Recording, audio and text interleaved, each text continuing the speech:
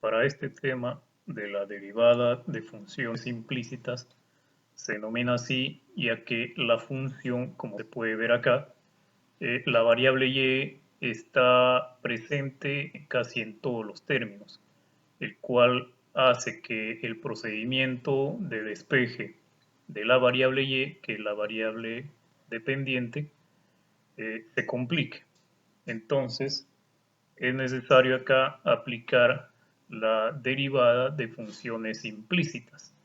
Es por eso que en el procedimiento para ejecutar la derivada, lógicamente que las propiedades o las reglas básicas que se han de utilizar acá son las mismas, solo que el procedimiento varía un poco.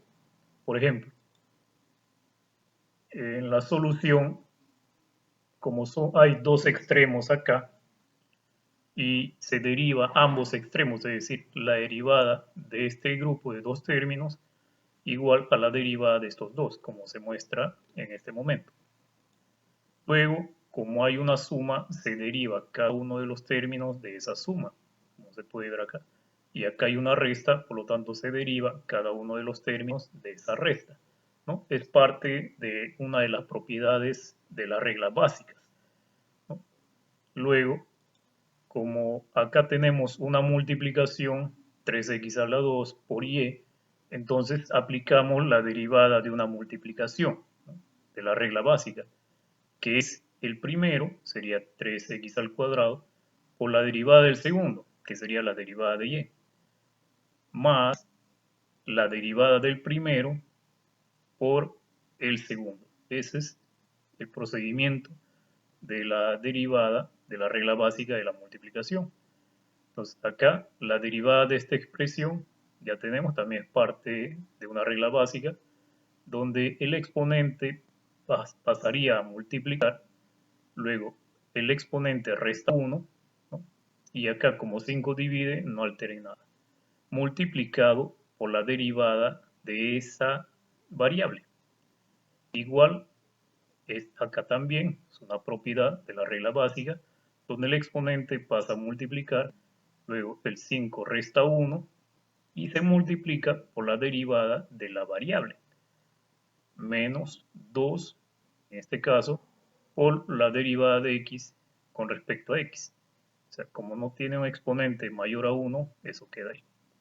El siguiente paso sería ejecutar, ¿no?, acá la derivada de y con respecto a x, y acá la derivada de esta expresión sería, ¿no?, 3, que multiplicaría a este 2 que pasaría a multiplicar, y este 2 restaría 1 por la derivada de la variable que se está derivando, por y en este caso. Más acá se puede resolver, y acá quedaría la derivada de y con respecto a x. Acá también se puede resolver, y la derivada de x con respecto a x.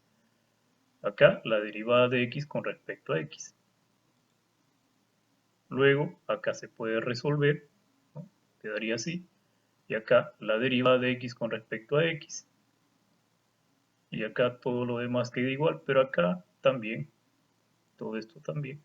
¿Para qué? Para que luego se pueda simplificar. Como acá se dividen, queda 1, ¿no?, es como una división, queda 1. Lo mismo sucede acá y acá también, es decir, la derivada de x con respecto a x es 1, por propiedad, ¿no? Y luego tenemos esta expresión, la multiplicación acá, y acá también, y acá también. Luego, después de esa multiplicación, tenemos una agrupación o despeje, ¿no? Por ejemplo, 6xy cambia de lugar, y estos dos que tienen la derivada de y o diferencial de y con respecto a x se agrupan. Acá se puede factorizar, por ejemplo, la derivada de y con respecto a x, y quedaría este paréntesis como un factor, como la factorización.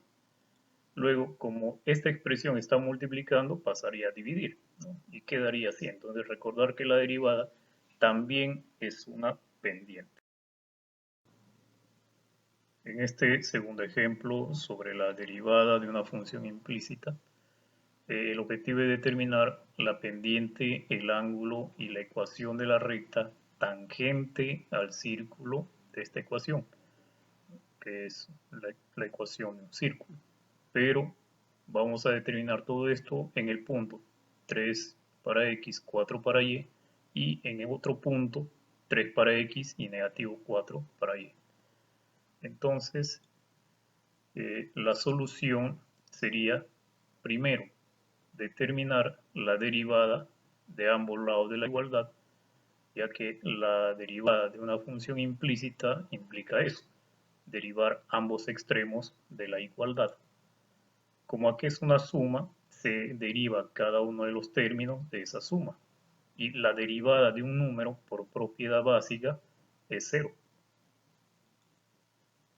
Luego, como acá tenemos x a la 2, ese 2 por propiedad pasaría a multiplicarlo, el 2 resta 1, por la derivada de la variable que se está derivando con respecto a x.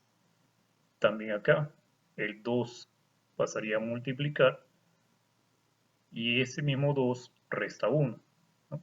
Por la derivada de la variable con respecto a x, la derivada de y que se está derivando con respecto a x.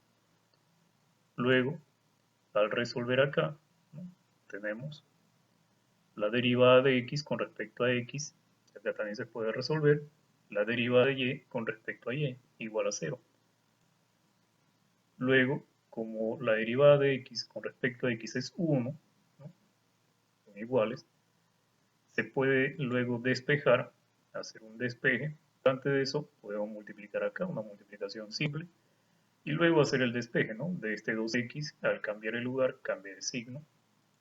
Y luego este 2y que multiplica a la derivada de y con respecto a x, pasaría a dividir a este otro extremo. Y al pasar a dividir, como se puede ver ahí, se puede simplificar, ¿no? Sacando mitad. Por lo tanto, la derivada quedaría resuelto de esta forma, ¿no? La derivada de y con respecto a x de la función, de esta función del círculo, quedaría definido como menos x entre y. Luego, la pregunta corresponde a que una vez hallada la derivada de la función del círculo, debemos hallar la pendiente, ¿no? Como la derivada está relacionada a la pendiente, quiere decir que como la derivada es negativo x sobre y, entonces la pendiente sería negativo 3 sobre 4. Como el punto está definido como 3,4, es decir, x es 3, ¿no? Negativo 3 en este caso, y y sería 4.